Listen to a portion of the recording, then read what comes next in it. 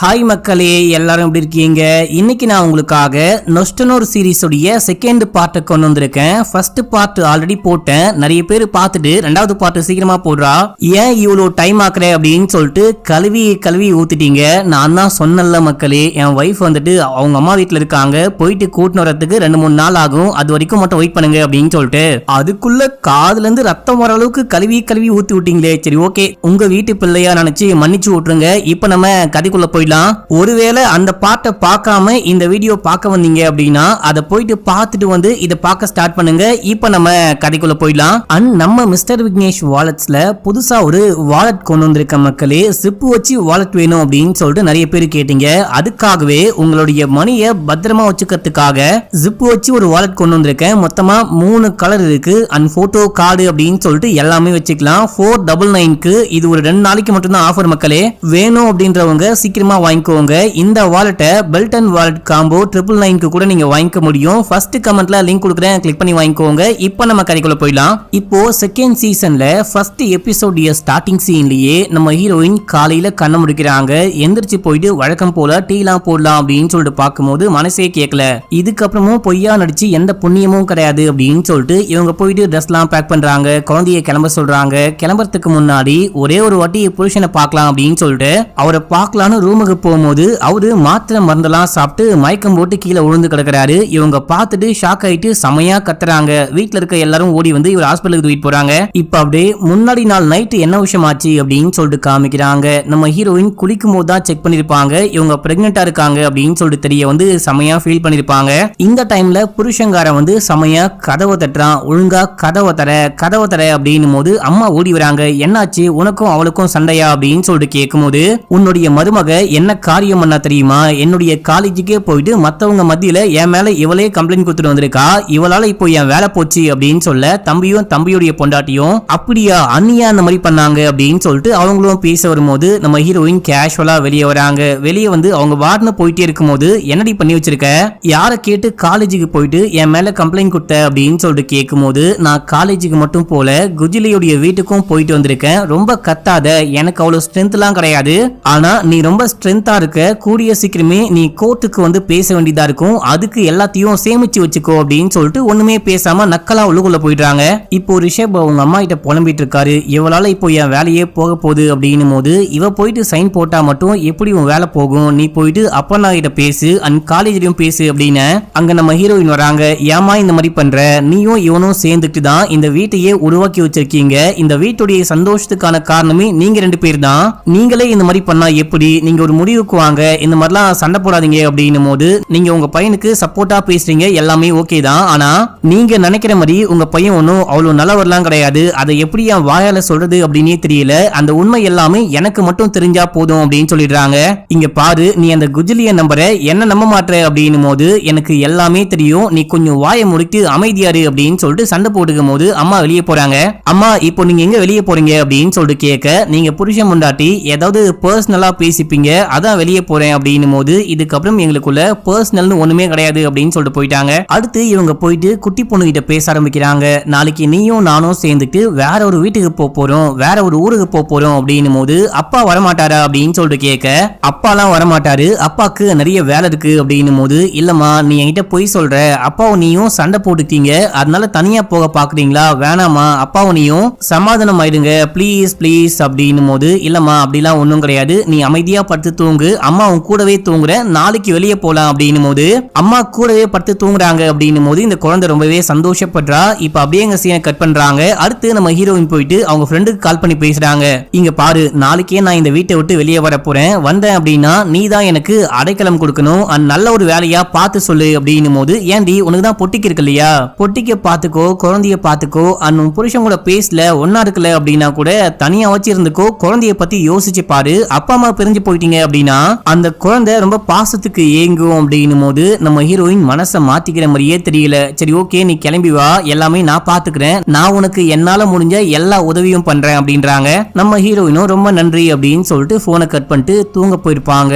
மறுநாள் காலையில வந்து பார்க்கும்போது தான் புருஷங்காரன் அந்த விஷம் மாத்திரையெல்லாம் சாப்பிட்டு தற்கொலைக்கு ட்ரை பண்ணிருக்கான். இப்போ அம்மா தம்பி ஹீரோயின் சொல்லிட்டு எல்லாருமே சேர்ந்துட்டு புருஷங்காரனை தூக்கிட்டு போயிட்டு ஹாஸ்பிட்டல்ல அட்மிட் பண்றாங்க. அங்க போலீஸும் ஸ்பாட்டுக்கு வராங்க. அது மட்டும் இல்லாம அங்க ரிஷபுடைய ஃப்ரெண்டும் வரான். வந்தவன் ஒரு மாதிரி ஸ்மைல் பண்ணிக்கிட்டே போறான். பயபுள்ள ஏதாவது பிளான் போட்டு வச்சிருக்கானா என்னன்னா தெரியல. இதே டைம்ல நம்ம ஹீரோனுடைய ஃப்ரெண்டும் ஹஸ்பண்டும் வராங்க. அங்க வந்தா ஃபேமிலியை சேர்ந்தவங்க அவங்கள கண்டுக்கவே மாட்டாங்க. இவங்க ஏன் இங்க வந்தாங்க அப்படின்ற மாதிரி தான் பேசினாங்க. அடுத்து ஃப்ரெண்டும் ஃப்ரெண்டுடைய ஹஸ்பண்டும் வக்கீல போயிட்டு மீட் பண்ணி இந்த மாதிரி அப்பர்னா இப்போதைக்கு டைவர்ஸ் நோட்டீஸ் அனுப்ப வேணாம் அப்படின்னு சொல்லிட்டு கேட்டுக்கிட்டாங்க. கொஞ்ச நாள் மட்டும் வெயிட் பண்ண சொன்னாங்க. ஆனா வேணான்னு சொல்ல வெயிட் பண்ண சொன்னாங்க. அப்படின்னும் போது இங்க பாருமா வக்கீலா நாங்க இந்த மாதிரி யாருக்கும் அட்வைஸ் எல்லாம் பண்ண மாட்டோம். ஆனா நான் கொடுக்குற பெஸ்ட் அட்வைஸ் என்ன அப்படின்னா இந்த மாதிரி கேஸ்லாம் திருப்பி ரீஓபன் பண்ணாம அந்த பொண்ணு இறந்து போனா அப்படின்னு சொல்லிட்டு அமைதியா விட்டு இந்த டைவர்ஸ் கேட்டிருக்காங்க இல்லையா அதையும் அப்படியே விட்டுட்டு அவங்களுக்குள்ளேயே பேசி ஏதாவது முடிவு பண்ணிட்டாங்க இல்ல பிரச்சனையை சரி பண்ணிட்டாங்க அப்படின்னா எல்லாருக்கும் நல்லது. அவங்களுக்கு ஒரு பெண் குழந்தை வேற இருக்கு. இது மட்டும் இல்லாம இந்த பிரச்சனையை இன்னும் கொஞ்சம் சீரியஸ் ஆக்குற மாதிரி அந்த ஆளு வேற தற்கொலை பண்ணிக்க ட்ரை பண்றான். இது எல்லாத்தையும் மனசுல வச்சு உன் ஃப்ரெண்டை யோசிக்க சொல்லு அப்படின்னு சொல்லி அனுப்புறாரு. இப்ப அப்படியே எங்க சீனை கட் பண்ணி ஹாஸ்பிடல்ல காமிக்கிறாங்க. புருஷனுக்கு என்ன நடக்குதோ உள்ள என்ன பண்ணிட்டு இருக்காங்களோ உயிர் பிழைப்பானா பிழைக்க மாட்டானா அப்படின்னு சொல்லிட்டு உட்கார்ந்துகிட்டு இருக்கும் போது குழந்தை வேற அம்மா அப்பா இறந்து போயிடுவாரா அப்படின்னு சொல்லிட்டு கேட்கும் போது இவங்களுக்கு என்ன பேசுது அப்படின்னு புரியல. அழுதுகிட்டே ஒரு ஓரமா வந்து நிற்கும் போது டாக்டர் வெளியே வராரு. என்னாச்சு அவரை காப்பாத்துறீங்களா எல்லாமே ஓகேவா அப்படின்னு சொல்லிட்டு கேட்கும்போது இன்னமும் கிரிட்டிக்கல் கண்டிஷன்ல தான் இருக்காரு. காப்பாத்த எங்களால முடிஞ்ச எல்லாமே பண்ணிக்கிட்டு இருக்கோம் அப்படின்னு சொல்லிட்டு டாக்டர் அங்கிருந்து கிளம்ப இவங்களுக்கு ரொம்ப கஷ்டமா இருக்கு. இந்த எல்லா பிரச்சனைக்கும் நம்ம தான் காரணமா அப்படின்னு சொல்லிட்டு யோசிச்சுக்கிட்டு இருக்காங்க. இதே டைம்ல வேற ஏதோ ஒரு ஆளை காமிக்கிறாங்க. ஆளா பொண்ணான்னு தெரியல. கிழிஞ்சு போன ஒரு போட்டோ இருக்கு. அந்த போட்டோக்கு மேல தண்ணி கிளாஸை தூக்கி போட்டு உடைச்சு செமையா கடுப்புல இருக்காங்க. இதோட ஃபர்ஸ்ட் எபிசோட் முடியுது. இப்போ செகண்ட் எபிசோட் ஸ்டார்டிங் சீன்லயே ஒரு வீட்ல ரேடியோல இந்த லவ் டாக் மாதிரி ஒரு லவ் ஷோ ஓடிட்டு இருக்கு. அந்த ரேடியோக்கு பக்கத்திலேயே ரிஷபுடைய போட்டோவும் இருக்கு. இந்த லவ் டாக்க கேட்டு அங்க இருக்க ஒரு பொண்ணு ரேடியோவை ஆஃப் பண்ற மாதிரி காமிக்கிறாங்க. இப்ப அப்படியே எங்க சீன் கட் ஆகுது. நம்ம ஹீரோயின் எங்கேயோ கிளம்பிட்டு இருக்கும் போது யாரோ கால் பண்றாங்க. யாருன்னு அட்டன் பண்ணா நான் உங்க பொண்ணுடைய ஸ்கூல்ல இருந்து கால் பண்ணிட்டு இருக்கேன். உங்க பொண்ணுக்கு அடிபட்டுருச்சு உடனே கிளம்பி வாங்க அப்படின்னும் போது எனது அடிபட்டுச்சா அப்படின்னு சொல்லிட்டு ஷாக்ல இவங்க உடனே ஸ்கூலுக்கு கிளம்புறாங்க. அந்த பக்கம் ரிஷபுடைய காலேஜ்ல காமிக்கிறாங்க. அங்க இருக்க எல்லாரும் சேர்ந்துட்டு ஒர்க் பண்றவங்களாம் சேர்ந்துட்டு நம்ம கிளம்பி போயிட்டு ரிஷப பார்க்கலாம். அவன் வேற தற்கொலைக்கு ட்ரை பண்ணிருக்கான். போகும்போது ஏதாவது வாங்கிட்டு போலாம் அப்படின்னும் போது அதுல ஒரு மேம் என்ன சொல்றாங்க அப்படின்னா நான் புதுசா ஒரு பொண்ணு ஜாயின் பண்ணிருக்கா இல்லையா அந்த பொண்ணு கிட்ட சொல்லி பூ வாங்கிட்டு வர சொல்லியிருக்கேன். அந்த பூவை கொண்டு போயிட்டு கொடுக்கலாம் அப்படின்னு சொல்லும் போது அந்த பொண்ணு உள்ளுக்குள்ள வரா. என்னமா எல்லாமே ஓகேவா இந்த ஊர்ல உனக்கு பிடிச்சிருக்கா இந்த ஊர்ல வீடு சரியா கிடைக்கல அப்படின்னு எல்லாமே செட் ஆயிடுச்சா அப்படின்னும் போது எல்லாமே ஓகே அப்படின்னு சொல்றா. இப்ப அப்படியே எங்க சீன் கட் ஆகுது. இவங்க எல்லாரும் கிளம்பி போயிட்டு ரிஷப பாக்குறாங்க. நம்ம ரிஷபுடைய ஃப்ரெண்டு என்ன சொல்றான் அப்படின்னா உன்னுடைய சஸ்பென்ஷன் கேன்சல் ஆயிடுச்சு நீ எதை பத்தியும் கவலைப்படாத எல்லாமே நான் பாத்துக்கிறேன் அப்படின்னும் போது திடீர்னு ரிஷபுக்கு செமையா தும்பலா வருது. என்ன தும்பலா வருது அப்படின்னு சொல்லிட்டு கட்சி ஃபுல்லாத்து கையில கொடுத்துட்டு அப்படியே இவங்க கிளம்புறாங்க. இந்த பக்கம் நம்ம ஹீரோடைய பொண்ணுக்கு காயம் பட்டுச்சு அப்படின்னு சொன்னாங்க பாத்தீங்களா. நம்ம ஹீரோயினும் ஃப்ரெண்டை கூப்பிட்டு ஸ்கூலுக்கு போயிட்டு பார்க்கும்போது அந்த குட்டி பொண்ணு அம்மாவை பார்த்து ஜாலியா ஓடி வரா. அந்த பொண்ணுக்கு காயமே படல. அந்த குட்டி பொண்ணுடைய கிளாஸ் டீச்சரும் வராங்க.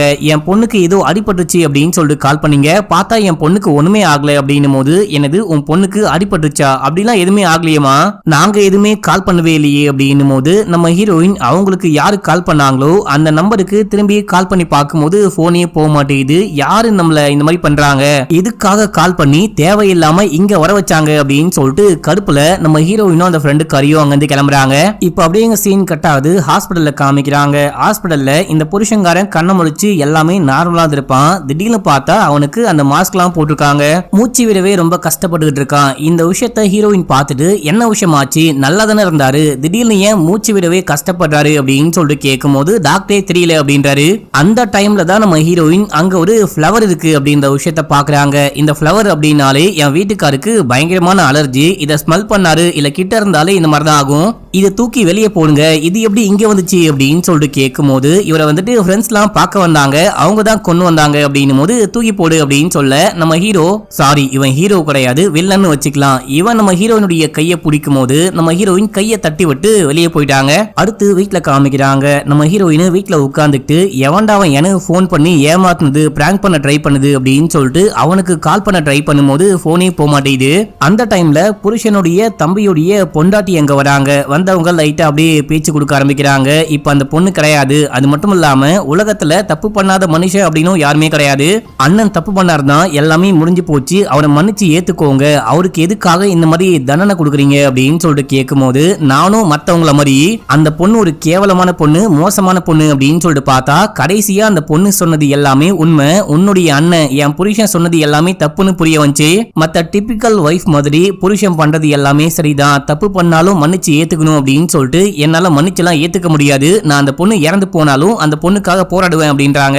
சரி அதெல்லாம் விடுங்க, பார்க்கவே டயர்டா இருக்கீங்க, காஃபி குடிக்கலாம் அப்படின்னும் போது நம்ம ஹீரோயினுக்கு லைட்டா மயக்கம் வர மாதிரி இருக்கு. என்னங்க மயக்கம் வருது, சரியா சாப்பிடலையா அப்படின்னு சொல்லிட்டு கேட்க, அப்படிதான் நினைக்கிறேன் அப்படின்னு சொல்லிட்டு ஒண்ணுமே பேசாம இவங்க பிரெக்னெண்டா இருக்கிற அந்த விஷயத்த சொல்லாம உள்ளுக்குள்ள வந்து உட்கார்ந்தா அங்க மாமியார் வராங்க. எப்பமா என் பிள்ளைய வீட்டுக்கு கூட்டு வருவாங்க, இப்போ எல்லாமே ஓகேவா அப்படின்னு சொல்லிட்டு கேட்கும்போது எல்லாமே ஓகே தான், ஆக்சுவலா இன்னைக்கே வீட்டுக்கு கூட்டிட்டு வர வேண்டியதுதான், ஆனா அவருக்கு க்ளோஸ்ட்ரோபோபியா அலர்ஜி இருக்கு, அண்ட் அது மட்டும் இல்லாம அவருக்கு செட் ஆகாத பூவை ஃப்ரெண்டு கொண்டு வந்து கொடுத்துட்டாங்க போல, அதை ஸ்மெல் பண்ணி அவருக்கு ரொம்ப ரொம்ப மூச்சு விடுறதுல சிரமம் ஏற்பட்டிருக்கு, கண்டிப்பா நாளைக்கு இல்ல 2 நாள்ல கூட்டு வந்துருவாங்க அப்படின்னும் போது அவன் வீட்டுக்கு வரத்துக்கு முன்னாடி அந்த பெட்டிஷன்லாம் கேன்சல் பண்ணு, டைவர்ஸ் விட்டுரு, அந்த பொண்ணுக்காக கேஸ் போட போறேன் அப்படின்னு சொன்ன இல்லையா, அதையெல்லாம் விட்டுருமா, நீ தான் கொஞ்சம் மன்னிச்சு ஏத்துக்கணும், உன்னுடைய வாழ்க்கையை பத்தியும் யோசி அப்படின்னும் போது நம்ம ஹீரோயின் ஒண்ணுமே பேச மாட்டாங்க.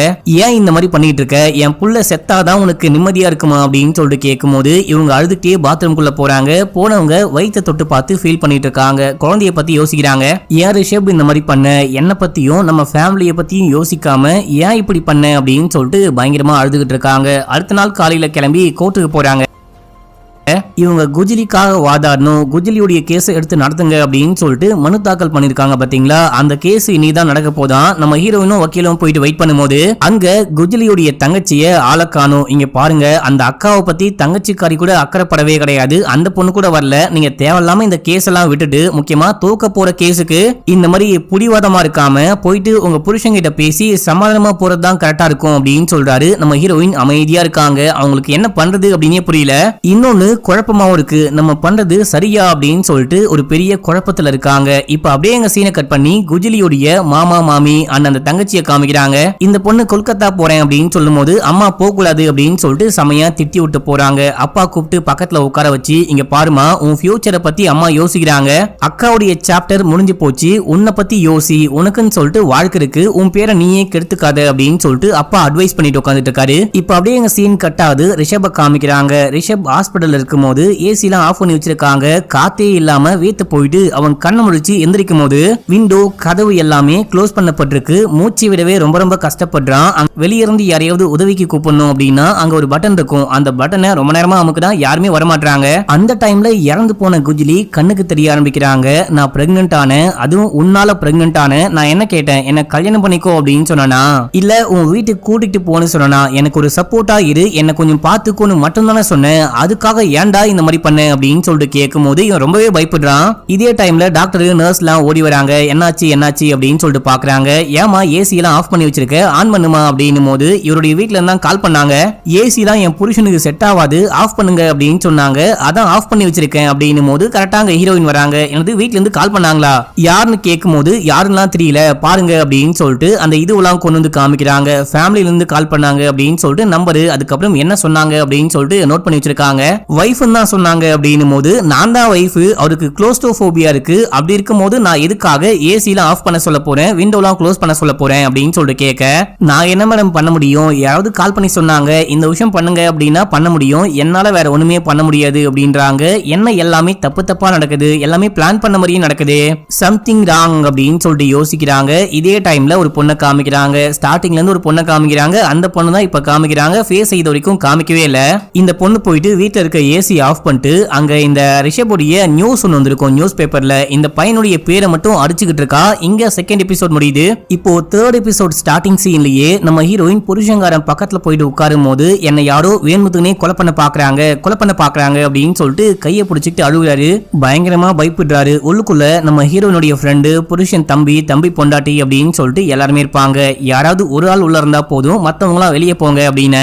இப்போ தம்பிக்காரன் வெளியே வந்து பொண்டாட்டி கிட்ட எனக்கு என்னமோ அண்ணி தான் அண்ணாவை கொலை பண்ண பாக்குறாங்களோன்னு தோணுது அப்படின்னும் போது இந்த விஷயம் ஃப்ரெண்டுக்காரி காதுல படுது. நீங்க எப்படி அப்படி சொல்ல முடியும்? அவ எதுக்காக சொந்த புருஷனையே கொலை பண்ண பார்க்க போறா? உங்ககிட்ட என்ன எவிடன்ஸ் இருக்கு அப்படின்னு சொல்லிட்டு கேட்கும் போது நான் வெளியாட்கள் கிட்ட பேசவே மாட்டேன், உங்களுக்கும் இந்த ஃபேமிலிக்கும் என்ன சம்பந்தம், கொஞ்சம் ஓரமா நில்லுங்க அப்படின்னும் போது நான் ஃபேமிலி கிடையாது, ஆனா நீங்க என் ஃப்ரெண்ட பத்தி பேசுறீங்க அப்படின்னும் போது ஆமா எனக்கு என்னமோ அவங்க தான் அண்ணாவை கொலை பண்ண பாக்கலாங்களோன்னு தோணுது. அது மட்டும் இல்லாம உங்களுக்கு இந்த விஷயம்லாம் புரியாது, ஏன்னா நீங்களே கல்யாணம் பண்ணிக்காம ஒரு பையன் கூட லிவிங் டுகெதரா வாழ்ந்துகிட்டு இருக்கீங்க அப்படின்னும் போது தான் நமக்கு புரியுது அவங்களுக்கு கல்யாணம் ஆகல, ரிலேஷன்ஷிப்ல லிவிங் டுகெதரா வாழ்ந்துகிட்டு இருக்காங்க அப்படின்னு சொல்லிட்டு இந்த டைம்ல ஹீரோயின் வெளியே வந்து சண்டை போடுறாங்க. நான் எதுக்காக உன் அண்ணனை கொலை பண்ண போறேன், எனக்கு என்ன பைத்தியமா அப்படின்னு சொல்லிட்டு கேட்டு மாத்தி மாத்தி சண்டை போடும் போது கொஞ்சம் வெளியே போயிட்டு சண்டை போடுங்க, இது ஹாஸ்பிடல் அப்படின்னு சொல்லிட்டு அங்க இருக்க நர்ஸ் சொல்லும் போது எல்லாரும் கிளம்பி வெளியே போயிடுறாங்க.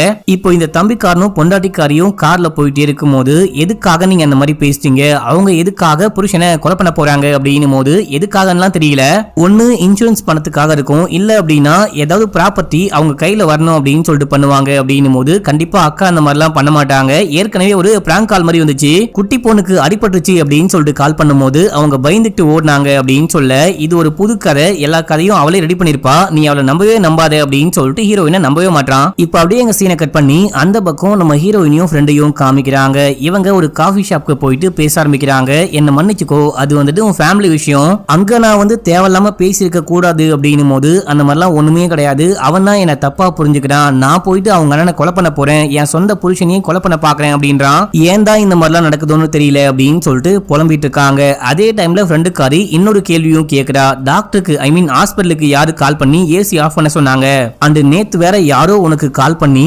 வேணுத்துக்குனே குழந்தைக்கு அடிபட்டுருச்சு அப்படின்னு சொல்லிட்டு ஸ்கூலுக்கு வேற வர வச்சாங்க, எல்லாத்தையும் யோசிச்சு பாரு, யாரோ என்னமோ பண்ண பாக்குறாங்க அப்படின்னு. நானும் அதே விஷயம் தான் யோசிக்கிறேன், கண்டிப்பா என்னமோ சம்திங் ராங்கா நடக்குது அப்படின்னும் போது கரெக்ட், அவங்க வந்துட்டு அந்த பூவை கொண்டு போயிட்டு அங்க வைக்க பார்த்திருக்காங்க. ரிஷப்க்கு அந்த பூ அப்படின்னா அலர்ஜி அப்படின்ற விஷயம் அவங்களுக்கு நல்லாவே தெரிஞ்சிருக்கு, நீ அங்க போனா அந்த பூ அங்க வைக்க விட மாட்டே அப்படின்னா உன்னை பர்பஸ்ஃபுல்லாவே வேற ஒரு இடத்துக்கு அதாவது அந்த ஸ்கூலுக்கு போக வச்சிருக்காங்க அப்படின்னும் போது நானும் அந்த விஷயம்லாம் யோசிச்சுக்கிட்டு இருக்கேன், கூடிய சீக்கிரமே அது யாருன்னு கண்டுபிடிக்கணும் அப்படின்னு சொல்லிட்டு ஹீரோயின் கிளம்புறாங்க. இப்ப அப்படியே எங்க சீனை கட் பண்ணி காலேஜ்ல புதுசா ஒரு பொண்ணு ஜாயின் பண்ணிருக்கா பாத்தீங்களா, அந்த பொண்ணுடைய பேரு சுக்மா, அந்த பொண்ணை காமிக்கிறாங்க. அந்த பொண்ணுடைய அம்மா உட்காந்துட்டு டச் போனை நோண்டிட்டு இருக்காங்க. எனக்கு இந்த டச் போன்லாம் சுத்தமா செட்டே ஆக மாட்டேங்குது, எனக்கு பழைய மாதிரி அந்த பட்டன் போனே வாங்கி கொடு அப்படின்னும் போது கண்டிப்பா அம்மா இப்போதைக்கு நீங்க கத்துக்க ட்ரை பண்ணுங்க, அப்புறமேட்டுக்கா வாங்கி கொடுக்குறேன் அப்படின்னு சொல்லிட்டு அம்மாவை படுக்க வச்சுட்டு வந்து அப்படியே ரேடியோவை ஆன் பண்ண ரேடியோல ஒரு கவிதை மாதிரி அந்த ஸ்டார்டிங் சீன்ல காமிச்சாங்க பாத்தீங்களா, காதல் டைலாக் அதை போடுறாங்க. அதாவது ஸ்டார்டிங் சீன்ல இருந்து ஒரு பொண்ணை காமிச்சுக்கிட்டு இருக்காங்களே, அந்த பொண்ணு இந்த பொண்ணு தான் சுக்மா தான் அப்படின்னு சொல்லிட்டு காமிக்கிறாங்க. இப்ப இந்த பொண்ணு உள்ளுக்குள்ள போயிட்டு டிரால அம்மாவுடைய பட்டன் போன் இருக்கும், அதை சுவிட்ச் ஆன் பண்றா. அந்த பக்கம் நம்ம ஹீரோயின் அது யாரா இருப்பா, யாரு வந்துட்டு ரிசப்ஷனுக்கு கால் பண்ணிருப்பா அப்படின்னு சொல்லிட்டு அந்த நம்பரை ட்ரூ காலர்ல போட்டு செக் பண்ணி பார்க்கும்போது மனோரமா பிஸ்வாஷ் அப்படின்னு சொல்லிட்டு வருது. யார் இந்த மனோரமா அப்படின்னு சொல்லிட்டு யோசிக்கிறாங்க. அவங்க வேற யாரும் கிடையாது, இந்த சுக்மாவுடைய அம்மா தான். இந்த போன் ஆன் பண்ணோனே அவங்களுக்கு அந்த பேர் அங்க காமிக்குது, இந்த பொண்ணு தான் கால் பண்ணிருக்கா அப்படின்னு சொல்லிட்டு காட்டுறாங்க.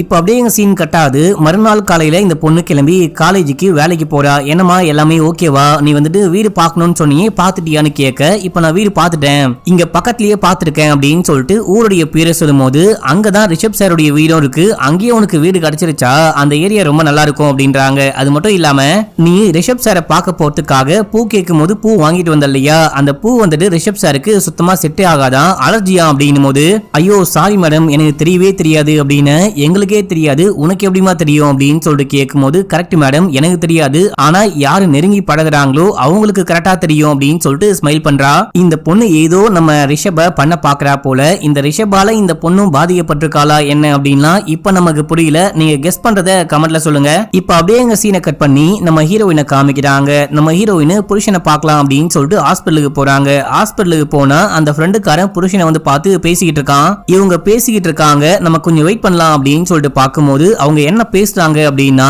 இந்த தற்கொலையே ஒரு நாடகம் தான் மக்களே, இவங்க ரெண்டு பேரும் சேர்ந்துட்டு பக்காவா ஒரு பிளான் போட்டிருக்காங்க. அதாவது வேலை போகுது, வேலை போறதுக்காக பொண்டாட்டியே போயிட்டு சைன் பண்ணிட்டு வந்துட்டா, இந்த பக்கம் பார்த்தா குஜிலியோடைய கேஸ ரீஓபன் பண்றது, இது மட்டும் இல்லாம டைவர்ஸ் வேணும் அப்படின்னு சொல்லிட்டு மனு தாக்கல் பண்றது அப்படின்னு சொல்லிட்டு இந்த மாதிரி பயங்கரமான வேலையில ஹீரோயின் இறங்கிட்டாங்க. இந்த எல்லாத்தையும் தடுத்து நிப்பாட்டணும் அப்படின்னா அதுக்கு இதான் ஒரே வழி அப்படின்னு சொல்லிட்டு ஏதோ ஒரு டாக்டர் கிட்ட பேசி இந்த ஃப்ரெண்டுக்காரன் தான் மாத்திரை வாங்கினது கொடுத்திருக்கான். நம்ம ஹீரோயினுடைய புருஷன் அந்த மாத்திரையை போட்டு தற்கொலை பண்ணிக்கிற மாதிரி ஆக்டிங்க போட்டிருக்கான். மக்களே இந்த விஷயம்லாம் ஹீரோயின் வெளியேந்து கேட்டு செமையா ஷாக் ஆகுறாங்க. மச்சான் நீ கவலைப்படாத, நீ நினைச்ச மாதிரி எல்லாமே பக்காவா நடக்குது. அந்த குஜிலியும் இறந்து போயிட்டா, இதுக்கப்புறம் வந்துட்டு உனக்கு எதிரா வேற யாருமே கிடையாது, உன் பொண்டாட்டியும் நம்பி ஒன்னா சேர்ந்துருவா அப்படின்னு நம்ம ஹீரோயின் மனசுடைஞ்சு போறாங்க. டேய் மோசமான பயலே, போக போக மோசமா ஆயிட்டே போயிட்டே இருக்கி அப்படின்னு சொல்லிட்டு பாத்ரூமுக்கு போயிட்டு பயங்கரமா அழுகுறாங்க. இந்த பக்கம் அந்த சுக்மாவை காமிக்கிறாங்க. காலேஜ்ல வந்துட்டு ஏதோ ஒரு குவெஸ்டினுக்கு ஆன்சர் வேணும் அப்படின்னு சொல்லிட்டு பார்க்கும்போது அந்த ஆன்சர் யாருக்குமே தெரியவே இல்லை. அது ஒரு ட்ரிக்கியான குவெஸ்டினுக்கு ஆன்சர் போல. அதுக்கு சுக்மா என்ன சொல்றா அப்படின்னா, அதுக்கு கரெக்டான ஆன்சர் பாவம் சின் அப்படின்னு சொல்றா. இதோட இந்த எபிசோடையும் முடிக்கிறாங்க. இப்போ 4வது எபிசோடைய ஸ்டார்டிங் சீன்லயே நம்ம ஹீரோயின் முகம்லாம் கழுவிட்டு அழுது முடிச்சுட்டு அப்படியே சம சோகத்தோட வெளியே வராங்க. வெளியே வரும்போது மயக்கம் போட்டு கீழே விடுறாங்க. அப்போ அங்க இருக்க நர்ஸ்லாம் ஓடி வந்து என்னாச்சு என்னாச்சு அப்படின்னு சொல்லிட்டு தூக்க ட்ரை பண்ணும்போது, இந்த மாதிரி நான் பிரெக்னெண்டா இருக்கேன், உடனே டாக்டர் கூப்பிடுங்க அப்படின்னும் போது இந்த விஷயத்த தம்பிக்காரன் கேட்டுறான். நம்ம ஹீரோயினும் பாத்துட்டாங்க. தம்பிக்காரன் வீட்டுல போயிட்டு எல்லாத்தையும் சொல்லிடுறான். ஹீரோயின் வீட்டுக்கு வந்தவனே எல்லாரும் வாழ்த்துக்கள் சொல்றாங்க.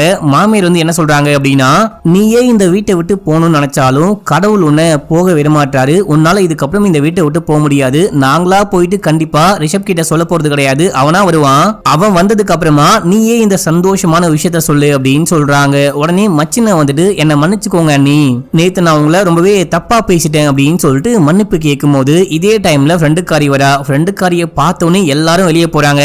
அடி பாவி, இந்த விஷயத்த ஏன்டி என்கிட்ட சொல்லவே இல்லை அப்படின்னு சொல்லிட்டு கேட்கும் போது, ஏற்கனவே என்னால உனக்கு நிறைய பிரச்சனை, இதுல இது வேறையா அப்படின்னா சொல்லவே இல்லை, தப்பா நினைச்சுக்காத அப்படின்னும் போது இவங்களும் வாழ்த்துக்கள் சொல்றாங்க.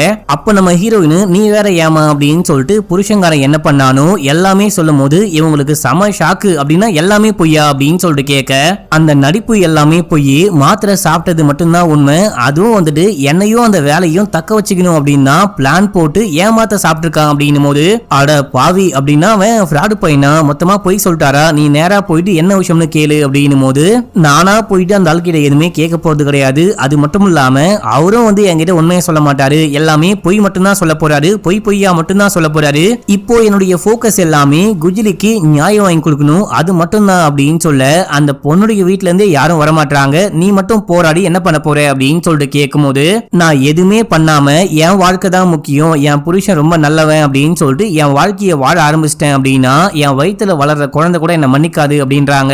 நம்ம ஃப்ரெண்டுக்காரிக்கு என்ன சொல்றது அப்படின்னே புரியல. அப்புறம் நான் இன்னொரு விஷயமும் யோசிச்சேன், உனக்கு கால் பண்ணி குழந்தைக்கு அடிபட்டுருச்சுன்னு சொன்ன அதே ஆள் தான் ரிசப்ஷனுக்கும் கால் பண்ணி அந்த மாதிரி ஏசி ஆஃப் பண்ண சொல்லிருக்காங்கன்னு நினைக்கிறேன் அப்படின்னு சொல்லும் போது, ஏன் அப்படி சொல்ற அப்படின்னு சொல்லிட்டு கேட்க, குழந்தைக்கு அடிபட்டுருச்சு அப்படின்னு சொல்லிட்டு கால் பண்ணாங்க, ஆனா நம்ம போயிட்டு பார்க்கும்போது குழந்தைக்கு ஒண்ணுமே ஆகல. அதே டைம்ல ரிஷபுக்கு அலர்ஜியா இருக்கக்கூடிய அந்த ஃபிளவரை கொண்டு வந்து வச்சுட்டு போயிருக்காங்க அப்படின்னா இந்த ரிஷப தான் கால் பண்ணவங்க ஏதோ பண்ண பாக்குறாங்க, ரிஷப சுத்தி என்னமோ நடந்துகிட்டு இருக்கு, அதை நீ தான் கண்டுபிடிக்கணும் அப்படின்னும் போது கண்டுபிடிக்கிறேன் அப்படின்றாங்க.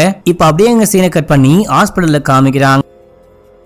புருஷங்காரனுக்கு ஓரளவுக்கு உடம்பு குணமாயிடுச்சு அப்படின்னு சொல்லிட்டு வீட்டுக்கு அனுப்புறாங்க. வீட்டுக்கு கூட்டு வந்தா குடும்பமே குதூகலமா ரொம்ப சந்தோஷமா இருக்காங்க. ரிஷபு நம்ம ஹீரோயினை தனியா கூட்டிட்டு வந்து, இது எவ்வளவு நல்ல விஷயம், எவ்வளவு ஹாப்பியான விஷயம், இந்த விஷயத்தை எதுக்காக என்று சொல்லவே இல்ல, நம்ம வாழ்க்கையில இன்னொரு குழந்தை மட்டும் வந்தா நம்ம வாழ்க்கையே ரொம்ப ரொம்ப சந்தோஷமா இருக்கும் அப்படின்னும் போது, அதான் ஏற்கனவே ஒரு குழந்தை இறந்து போச்சு, அதுக்கு என்ன சொல்றீங்க அப்படின்னு சொல்லிட்டு கேட்க, வேணா அப்பர்னா மறுபடியும் ஸ்டார்டிங்ல இருந்து ஆரம்பிக்காத, நானே இப்பதான் உயிர் பழிச்சு வந்திருக்கேன், தயவு செஞ்சு அந்த விஷயத்தை பத்தி பேசவே பேசாத, அண்ணா உனக்கு என்னதான் பண்ணும், என்ன பண்ணாதான் குஜிலிய பத்தி பேசாம இருப்ப அப்படின்னு சொல்லிட்டு கேட்கும் போது, உண்மையை சொல்லுங்க அப்படின்றாங்க. உண்மைதானே, அவ என்ன மயக்கிட்டா, அவ என்ன யூஸ் பண்ணிக்கிட்டா அப்படின்னு சொல்லும் போது, அப்படின்னா நீங்களும் என்ன யூஸ் பண்ணிட்டு இருக்கீங்களா அப்படின்னு சொல்லிட்டு கேட்க, இல்லம்மா அப்படிலாம் ஒண்ணுமே கிடையாது, நான் உன்னை லவ் பண்றேன், உன்னை லவ் பண்ற அளவுக்கு இந்த உலகத்துல எதையும் யாரையும் லவ் பண்ணவே கிடையாது, நான் எதை வேணா இழப்பேன், உன்னை மட்டும் இழக்கவே மாட்டேன், நீ எங்க என்னை விட்டு போயிடுவியோ அப்படின்னா தற்கொலைக்கு ட்ரை பண்ண அப்படின்னு சொல்லும் போது, நல்லா கதை சொல்ற, கதை சொல்லு அப்படின்னு சொல்லிட்டு இவங்க அமைதியா கதையெல்லாம் கேட்டு வெளியே போயிட்டாங்க. இதே டைம்ல இவனுக்கு யாரோ கிஃப்ட் வாங்கி அமுச்சு விட்டுருப்பாங்க, யாரு வாங்கி கொடுத்தா அப்படின்னா தெரியல. இதை ஓபன் பண்ணி பார்க்கும்போது உள்ளுக்குள்ள ஒரு பெர்ஃபியூம் இருக்கு. பெர்ஃபியூம் மட்டும் இல்லாம ராஜா தூக்க போறாரு, கிரீடம் இறங்க போது, கூடிய சீக்கிரமே கர்மா அதனுடைய வேலையை காமிக்க போது, செக்மெட் அப்படின்னு சொல்லிட்டு போட்டிருக்கு. யார் இந்த பெர்ஃபியூமை வாங்கி அமுச்சு விட்டா அப்படின்னு புரியாம இவன் யோசிச்சுக்கிட்டு இருக்கான். அந்த பக்கம் அந்த சுக்மாவை காமிக்கிறாங்க. இந்த பொண்ணு பாத்ரூம்குள்ள போயிட்டு செமையா ஃபீல் பண்ணிட்டு எதையோ யோசிக்கிறா. என்ன அப்படின்னா, இந்த பொண்ணுமே வந்துட்டு பாத்தீங்கன்னா இந்த ஆளுடைய காலேஜ் ஸ்டூடெண்ட் தான் போல.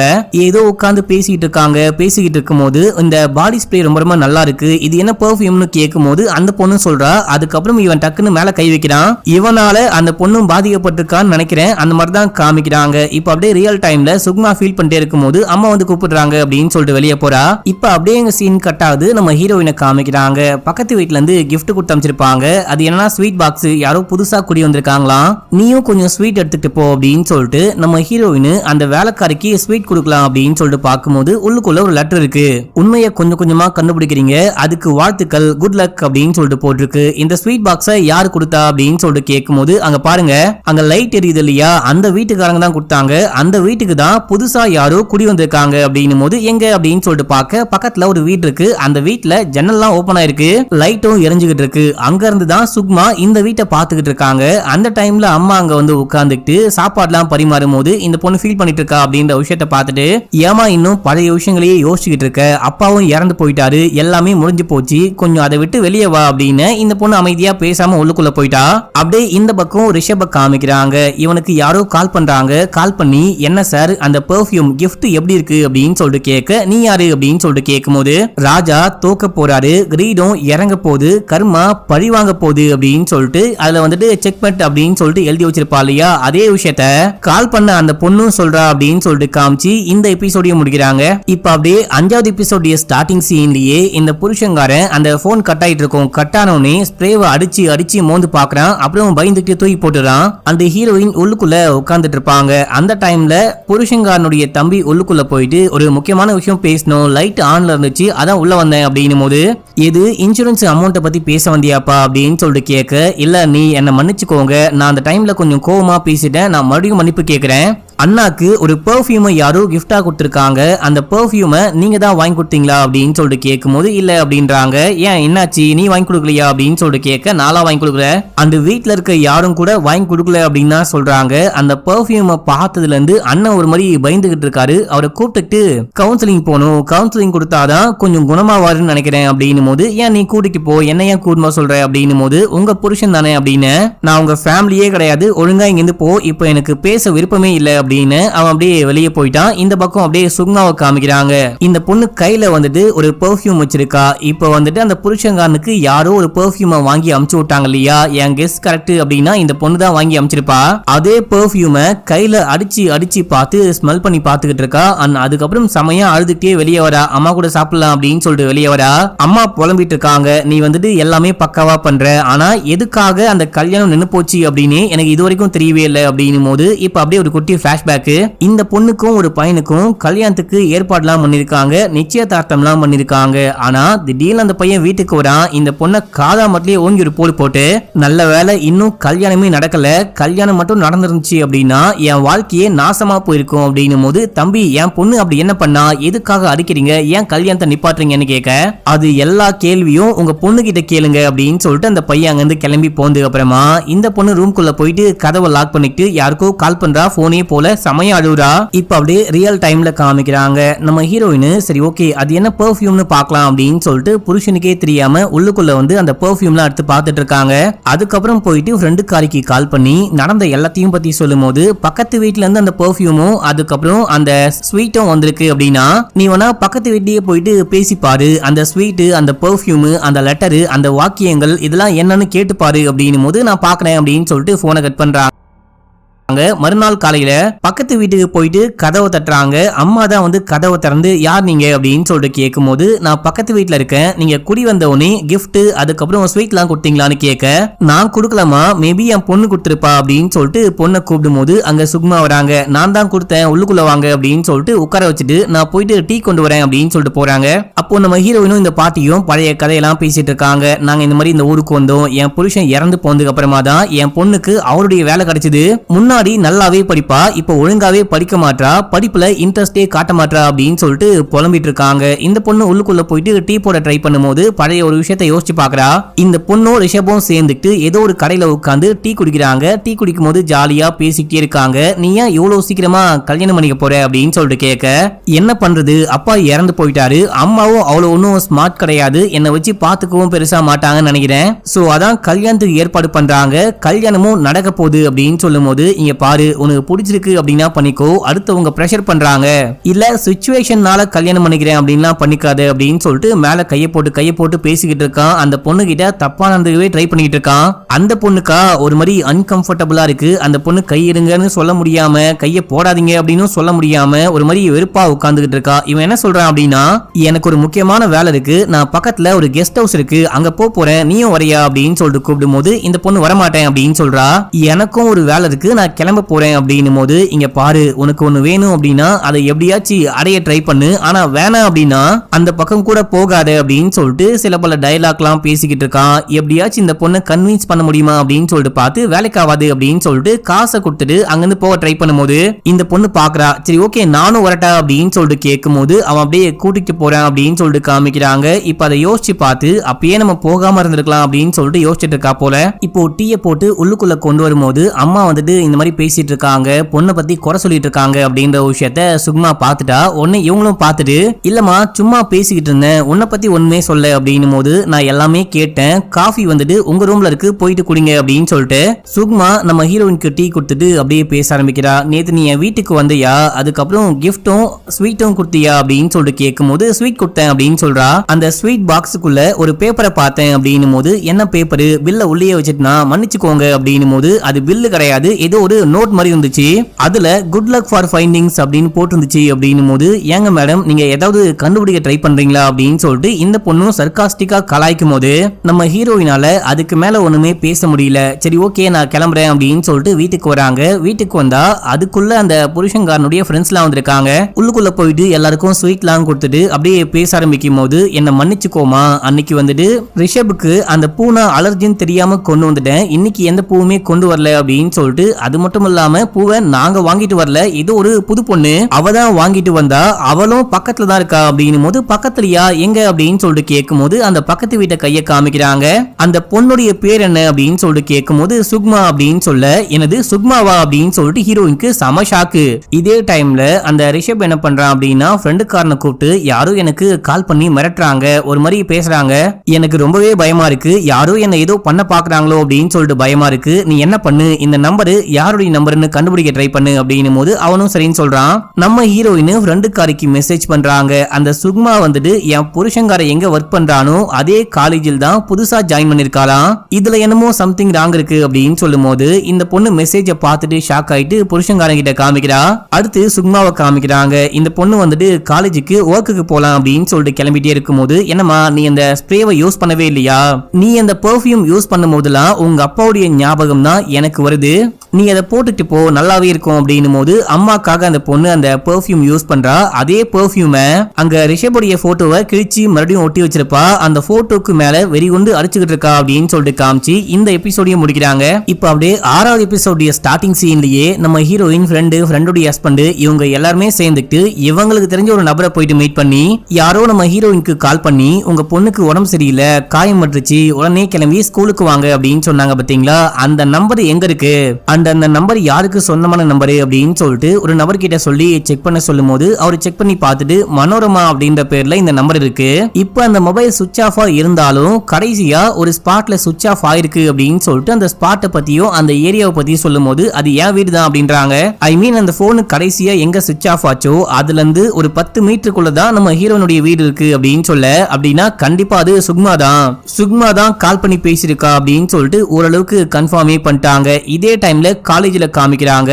இதுக்கு முன்னாடி அனுபவம்னு ஒரு பையனை காமிச்சாங்க இல்லையா நம்ம குஜிலியோடைய ஃப்ரெண்டு, அந்த பையனும் சில பொண்ணுகளும் சேர்ந்துட்டு போயிட்டு பிரின்சிபலை மீட் பண்ணி ஏன் சார் அந்த கேஸை வாபஸ் வாங்குனீங்க, அந்த சாரு ஒரே ஒரு வாட்டி தற்கொலை பண்ணிக்க ட்ரை பண்ணாரு அப்படின்னு நீங்க எல்லாமே மறந்து போயிட்டு அந்த கேஸை அப்படியே விட்டுருவீங்களா, அவரை மறுபடியும் ஜாயின் பண்ண வைப்பீங்களா அப்படின்னு சொல்லிட்டு கேட்கும் போது, தம்பி இங்க பாரு நீ வந்து கம்ப்ளைண்ட் கொடுத்த அப்படின்னு சொல்லிட்டு அந்த ஒரு ரீசனுக்காக மட்டும் ஒரு ப்ரொஃபஸரை வேலையை விட்டு தூக்க முடியாது, போயிட்டு வேலையை பாரு அப்படின்னு சொல்லிட்டு அவர் பாருன்னு கிளம்பிட்டாரு. இப்ப அப்படியே எங்க சீனை கட் பண்ணி நம்ம ஹீரோயினையும் அந்த ஃப்ரெண்டுக்காரியும் காமிக்கிறாங்க. இவங்க வீட்டுக்கு போறாங்க. அந்த சுக்மாவுடைய வீட்டுக்கு போயிட்டு கதவை தட்டும் போது சுக்மா வீட்டுல கிடையாது, அம்மா தான் இருக்காங்க. இவங்க சும்மா கேஷுவலா உள்ளுக்குள்ள போயிட்டு பேசுற மாதிரி போனை வாங்கி நம்பர் கொடுங்க அப்படின்னு சொல்லிட்டு வாங்கி ட்ரூ காலர்ல போட்டு செக் பண்ணி பார்க்கும்போது இப்போ மனோரமா அப்படின்னு சொல்லிட்டு வரல. அப்படியே நம்ம ஹீரோயின் கேக்குறாங்க, உங்க பொண்ணுடைய பேரு ரொம்ப ரொம்ப நல்லா இருக்கு, உங்க பேர் என்ன அப்படின்னு சொல்லிட்டு கேட்கும் போது மனோரமா அப்படின்னு சொல்றாங்க. இப்பதான் ஃபர்ஸ்ட் டைம் டச் போன்லாம் யூஸ் பண்ணிட்டு இருக்கேன், எனக்கு டச் போனை பத்தி ஒண்ணுமே தெரியாது, இதுக்கு முன்னாடி பட்டன் போன் தான் வச்சிருந்தேன், அது காணாம போச்சு, எங்க போச்சு அப்படின்னு தெரியல. என்னுடைய பொண்ணு தான் அந்த போன் காணாம போனதுக்கு அப்புறமா புது போன் வாங்கி கொடுத்திருக்கா அப்படின்னும் போது, அப்படின்னா அம்மாவுடைய பழைய போனை தான் அந்த பொண்ணு யூஸ் பண்ணிட்டு இருக்கா அப்படின்னு சொல்லிட்டு கன்ஃபார்ம் பண்றாங்க. இப்ப அப்படியே எங்க சீன் கட் ஆகுது. நம்ம ஹீரோயின் வீட்டுக்கு போயிட்டு வீட்டை கிளீன் பண்ணிட்டே இருக்கும் போது அங்க புருஷனுடைய பெட்டு கீழே ஏதோ பேப்பர் மாதிரி இருக்கு அப்படின்ற விஷயத்த பாக்குறாங்க.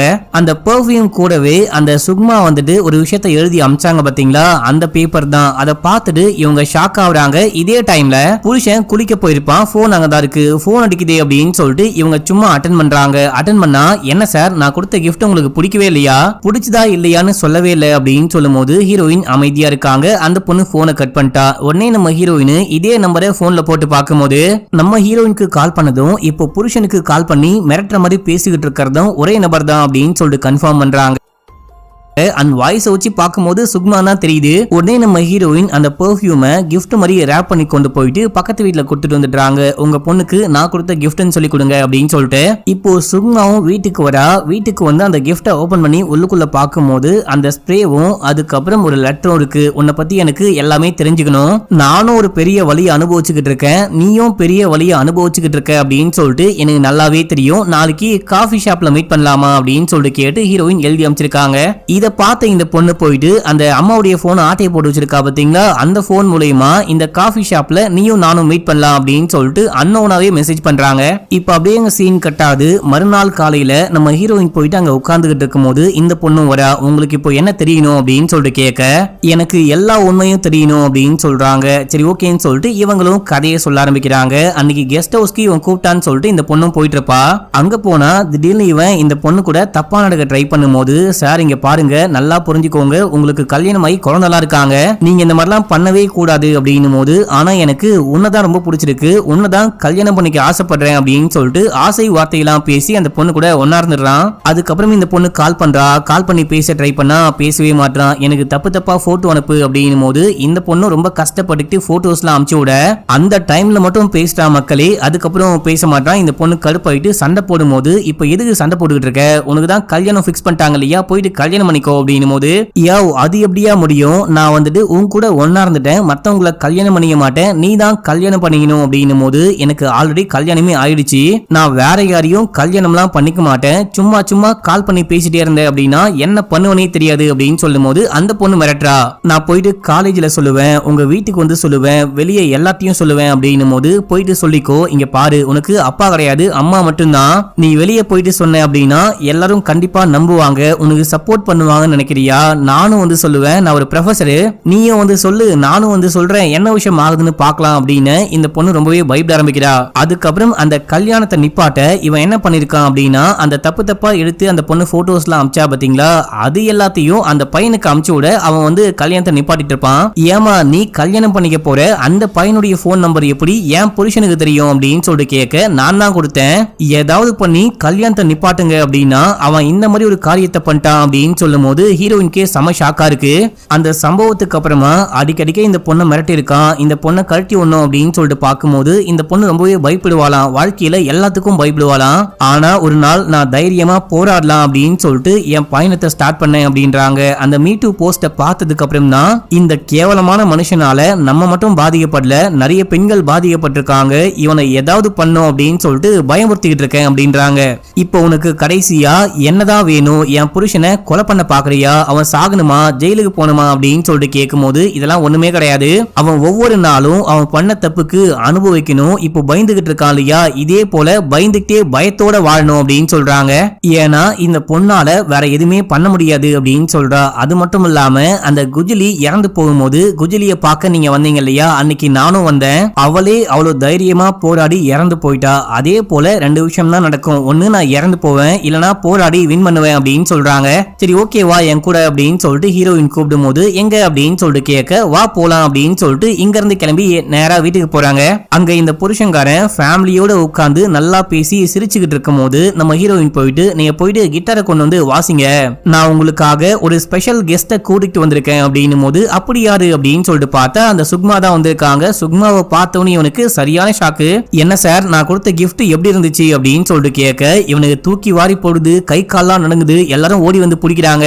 இன்னும் இந்த நாசமா போன பைத்தியம் முடிச்ச வெட்டுக்கிளி எத்தனை பொண்ணுங்களுடைய வாழ்க்கையில விளையாடி இருக்கான்னு தெரியலையே அப்படின்னு சொல்லிட்டு ஹீரோயின் பாத்துக்கிட்டு இருக்காங்க. கடைசியா இறந்து போன குஜிலிக்காக அந்த காலேஜ் ஃப்ரெண்டு மத்தவங்களாம் சேர்ந்துட்டு அஞ்சலி செலுத்துறாங்க. அந்த அஞ்சலி பயணத்துல ஹீரோயினும் போயிட்டு கலந்துக்கிறாங்க அப்படின்னு சொல்லிட்டு காமிச்சு இந்த 2வது சீசனையும் முடிக்கிறாங்க. மக்களே 3வது சீசன் வரும் அப்படின்ற மாதிரி தான் சொல்லியிருக்காங்க. இது வரைக்கும் வரவே இல்ல. வந்தா கண்டிப்பா நான் போடுறேன். உங்களுக்கு இந்த மாதிரி சீரிஸும் பிடிச்சிருக்கா அப்படின்னு சொல்லிட்டு கமெண்ட்ல சொல்லுங்க. இந்த மாதிரி எக்கச்சக்கமான சீரிஸ் இருக்கு, உங்களுக்காக நான் கொண்டு வரேன். அண்ட் மறக்காம சப்ஸ்கிரைப் பண்ணிக்கோங்க, பக்கத்துல வர பெல்லையும் கிளிக் பண்ணிக்கோங்க. நம்ம மிஸ்டர் விக்னேஷ் வாலெட்ல புதுசா வந்துட்டு பல்க் ஆர்டரும் பண்ண ஆரம்பிச்சிருக்கோம். நீங்க ஏதாவது ஃபங்க்ஷன் வச்சிருக்கீங்க, ரிட்டர்ன் கிஃப்ட் கொடுக்கணும், இல்ல யாருக்காச்சும் கிஃப்ட் கொடுக்கணும், அதுல வந்துட்டு கஸ்டமைஸ் பண்ணி கொடுக்கணும். எக்ஸாம்பிளுக்கு ஒரு குழந்தைக்கு பர்த்டே அப்படின்னு சொல்லிட்டு வச்சுக்கோங்களேன். அந்த குழந்தையுடைய பேரை போட்டு பெல்ட், வாலெட் இந்த மாதிரி லெதர்ல ஏதோ ஒரு ப்ராடக்ட்டை பிரீமியமா கிஃப்ட் கொடுக்க போறீங்க அப்படின்னா அதை மொத்தமா 1000, 500 அப்படின்னும் பண்ணலாம், 50, 100 அப்படின்னும் பண்ணலாம். உங்களுக்கு தேவை அப்படின்னா ஃபர்ஸ்ட் கமெண்ட்ல லிங்க் கொடுக்குறேன், கிளிக் பண்ணி வாங்கிக்கோங்க. பாய் மக்களே.